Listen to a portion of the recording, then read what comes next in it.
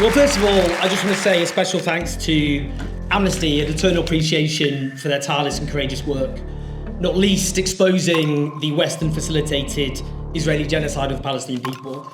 I want to thank those who voted for me, put their trust in my work, who I know expect me to tell the truth. And I don't say this to embarrass our hosts, who I know must do crucial work with a range of outlets, all to erase brilliant journalists who work tirelessly and courageously for mainstream outlets. My colleague Nesri Malik, Alex Crawford at Sky News, and so many people here. This evening must not become exploited to whitewash the British mainstream media of their records. Gaza is a crime scene. Dust it off, and you will find the fingerprints of British editors and British journalists amongst the apocalyptic rubble. British media outlets, including some represented here today, have not been passive bystanders in one of the great crimes of our age, but they have been active participants.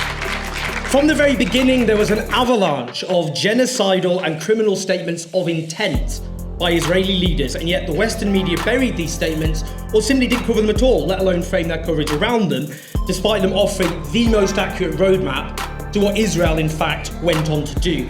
Even today, Western media outlets refuse to accurately reflect unambiguously genocidal official Israeli policy. There hasn't even been the slightest pretense that Palestinian life has any worth whatsoever. The lie of beheaded Israeli babies received infinitely more outrage and coverage than the actual mass butchery of Palestinian babies it was used to justify.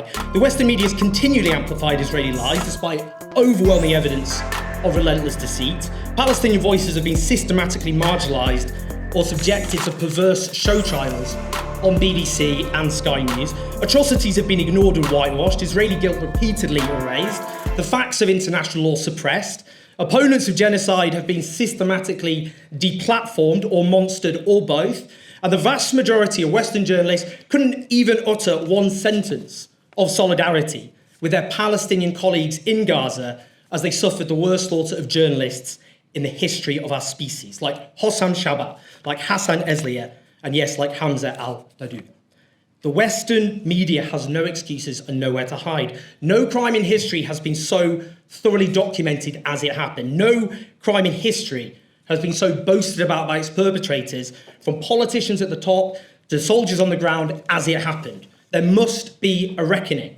The absence of consequences for the Iraq war paved the way for this catastrophe. This time, those in the Western media who have facilitated genocide must suffer the consequences to their careers and reputations.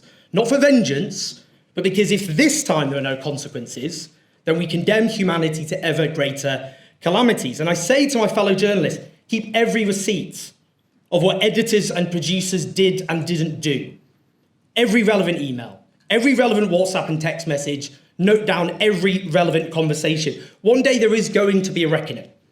And the superiors who made these decisions should be forced to defend their decisions in front of the whole world. This is the biggest scandal of Western journalism in modern history. And I know, finally, I know those complicit in our media, I know those complicit in this genocide believe they are protected in perpetuity by an iron dome of Israeli impunity, reinforced by anti-Palestinian racism. But that is already crumbling in real time. They have gambled that in a year, 2 years, 5 years, 10 years, 20 years, no consequences will ever arrive. They are wrong.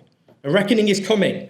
And to the guilty men and women of the Western media, they're going to pay for what they have done to the Palestinian people. Thank you.